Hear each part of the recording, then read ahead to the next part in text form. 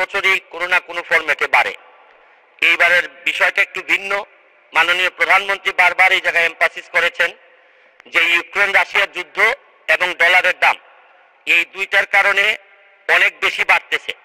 এখন আপনার যে উত্তরের মধ্যে যে জিনিসগুলো দেখলাম মাননীয় মন্ত্রী, আপনি বাজার মনিটরিং এর কথা বলছেন, কিন্তু এইখানে রাস্তা মনিটরিং, সিন্ডিকেট মনিটরিং, অনেকগুলো মনিটরিং আছে যেটা আপনার বাণিজ্য মন্ত্রণালয় এই বিষয়ে যদি অন্যান্য মন্ত্রণালয়ের সহযোগিতা না নেন, ধরেন স্বরাষ্ট্র মন্ত্রণালয়ের সহযোগিতা যদি না নেন, অর্থ মন্ত্রণালয়ের সহযোগিতা যদি না নেন, এই ব্যাপারে আপনি একা কতটুকু পারবেন, অথবা আপনার এই ইন্টার ডিপার্টমেন্টাল কোনো আপনাদের কোনো জয়েন্ট টাস্ক ফোর্স আছে কিনা, যারা আপনারা যদি এক ডিপার্টমেন্টে না পারেন অন্য ডিপার্টমেন্টের সহযোগিতা নিয়ে এটা নির্ধারণ করবেন, এবং এই ব্যাপারে মাননীয় প্রধানমন্ত্রীর কোনো হস্তক্ষেপ আপনারা চাইবেন কিনা। কারণ আমাদের শেষ ভরসা স্থল তো সবসময় মাননীয় প্রধানমন্ত্রী আমাদেরকে ক্রাইসিস থেকে বাঁচাই আনছেন।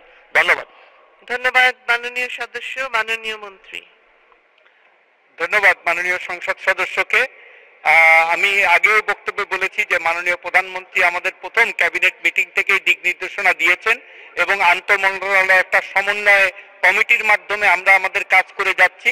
সেইখানে আমাদের স্বরাষ্ট্র মন্ত্রী মহোদয়ের প্রতিনিধিরা আমাদের সাথে সার্বক্ষণিক কাজ করে যাচ্ছে এবং এই টাস্ক ফোর্সের মাধ্যমে আমরা আনইন্টারাপ্টেড যে সাপ্লাইটা, গতকালকেও মাননীয় প্রধানমন্ত্রী আমাদের বিভিন্ন পর্যায়ে, বিশেষ করে পরিবহন পর্যায়ে যেন কোনো প্রতিবন্ধকতা যানবাহনে না হয়, বাজার ব্যবস্থাপনায় না হয়, এই জিনিসের নির্দেশনা দিয়েছেন এবং এই নির্দেশনাগুলি বাস্তবায়ন যেন হয় সেজন্য আমরা সমন্বিতভাবে কৃষি মন্ত্রণালয়, খাদ্য মন্ত্রণালয়, স্বরাষ্ট্র মন্ত্রণালয়ের প্রতিনিধিদের নিয়ে সার্বক্ষণিক মনিটরিং করছি।